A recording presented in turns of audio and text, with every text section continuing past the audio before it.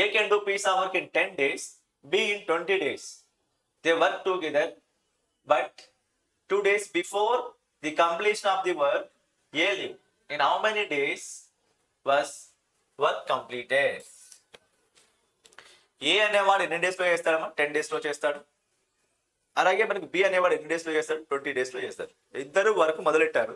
ఇద్దరు వర్క్ మొదలు పెట్టిన తర్వాత ఇంకా వర్క్ 2 డేస్లో అయిపోతుంది అనగా ఎవరు డ్రాప్ అయిపోయాడు? ఏ అనేవాడు డ్రాప్ అయిపోయాడు. అయితే టోటల్ వర్క్ అనేది ఎన్ని డేస్లో కంప్లీట్ అయింది అంటున్నాడు ఇక్కడ problem. It's very simple problem. It's very simple. చూడండి, ఏ అనేవాడు ఎన్ని డేస్లో వర్క్ చేస్తాడమ్మా? మనకు 10 డేస్లో వర్క్ చేస్తున్నాడు. అలాగే బి అనేవాడు ఎన్ని డేస్లో వర్క్ చేస్తున్నాడమ్మా? మనకు 20 డేస్లో వర్క్ చేస్తున్నాడు. ఇప్పుడు చూడండి, ఎల్సిఎం ఏమవుతుందంటే మనకు 20 తీసుకుంటే ఎల్సిఎం 20 తీసుకుంటే ఎల్సిఎం 20లో 10 అనేది ఎన్ని టైమ్స్ క్యాన్సిల్ అవుతుందమ్మా? మనకు 2 టైమ్స్ క్యాన్సిల్ అవుతుంది. అలాగే 20లో 20 అనేది ఎన్ని టైమ్స్ క్యాన్సిల్ అవుతుంది? ఓన్లీ 1 టైం క్యాన్సిల్ అవుతుంది. అంటే ఇక్కడ ఏమంటున్నాడమ్మా?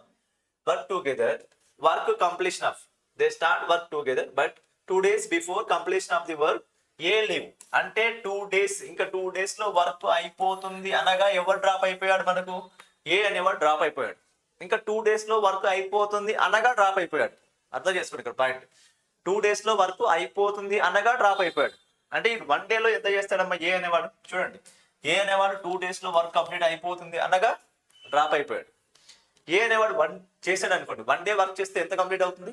2 యూనిట్స్ కంప్లీట్ అవుతుంది. ఓకేనా? 2 days చేశాడే అనుకో, ఎంత అవుతుందమ్మా? 2 + 2 = ఏమైంది? 4 యూనిట్స్ అవుతుంది. యాక్చువల్గా మన వర్క్ కెపాసిటీ ఎంత? 20 యూనిట్స్. 20 వీడేమైందమ్మా? 2 days చేశాడు అనుకుందాం, జస్ట్ అజంప్షన్. 2 days చేశాడు అనుకుందాం. 1 day వర్క్ చేస్తే ఎంత అవుతుంది? 2 యూనిట్స్ అవుతుంది. 2 days చేస్తే ఏమవుతుంది? 2 + 2 = 4 యూనిట్స్. టోటల్ వర్క్ ఎంత ఉందమ్మా మనకు? 20. వీడు 2 days చేశాడు కాబట్టి ఏమవుతుంది? ఏ అనేవాడు 2 + 2 = 4 యూనిట్స్. కాబట్టి ఏమవుతుంది? 20 + 4 ఏమైందమ్మా? టోటల్ వర్క్ 24 అవుతుంది కాస్త.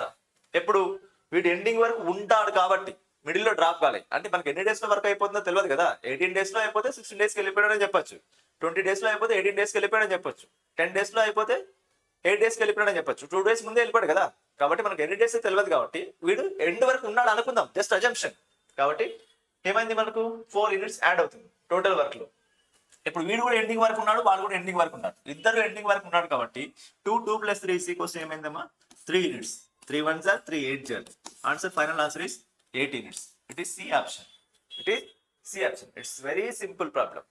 ఓకే, జస్ట్ అజంప్షన్ అంతే. అజంప్షన్ చేసుకుంటే ఇట్స్ వెరీ ఈజీ అమ్మా. లేదంటే మీరు చాలా క్యాలిక్యులేట్ చేయాలి, అంత అవసరం లేదు. Just assumption.